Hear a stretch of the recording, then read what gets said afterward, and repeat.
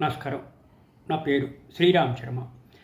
Allahabad high court ఇద్దరు జడ్జిల ధర్మాసనం justice Arvind Singh Songawar, justice Ram Manohar Narayan Mishra lower court FIR register చేయొద్దు అని రెఫ్యూజ్ చేసింది.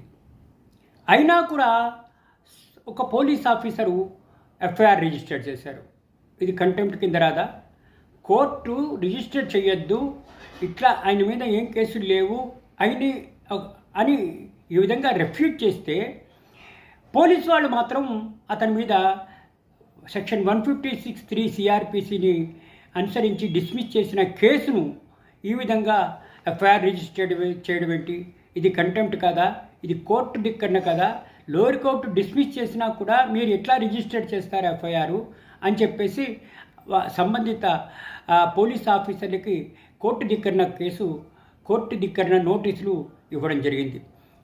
ఇచ్చిన తర్వాత కూడా ఇట్లా కింద కోర్టు రెఫ్యూజ్ చేసినా కూడా ఇలా పోలీస్ కంప్లైంట్ రిజిస్టర్ చేసినందుకు సదరు పోలీస్ ఆఫీసరు 50,000 రూపాయలు నష్టపరిహారం గవర్నమెంట్కి కట్టాలి అని కూడా ఈ ఇద్దరు జడ్జిల ధర్మాసనం ఆదేశాలు ఇవ్వడం జరిగింది. దీని అర్థం ఏంటి? ఏదైనా సరే కోర్టులో ఇటువంటి ఆర్డర్ పాస్ చేస్తే దాన్ని ఒబ్లైజ్ చేయాలి, దాన్ని ఫాలో చేయాలి. కానీ మీ ఇష్టం వచ్చినట్టు ప్రవర్తిస్తే ఇదే విధమైన పర్యవసానాలు ఉంటాయి. ఒకవేళ మీకు కోర్టు ఆర్డర్ నచ్చకపోతే అప్పీల్ వెళ్ళండి, అది పై కోర్టులకి. అంతేగాని కోర్టు ఇచ్చిన ఆర్డర్ను తుంగలో తొక్కి మీ ఇష్టం వచ్చినట్టుగా ఈ విధంగా ప్రవర్తిస్తే పర్యవసానాలు ఇదే విధంగా ఉంటాయి. కోర్టు ఖర్చులు కట్టమంటారు, పరిహారం కట్టమంటారు. అప్పుడప్పుడు కోర్టు ధిక్కరణ అవుతుంది, జైలు కూడా వెళ్ళే అవకాశాలు ఉన్నాయని చెప్పడానికి ఇది మంచి ఉదాహరణ. ఏదైనా సరే మంచో చెడో కోర్టు ఆర్డర్ పాస్ చేస్తే దాన్ని మీరు ఫాలో కావాలి.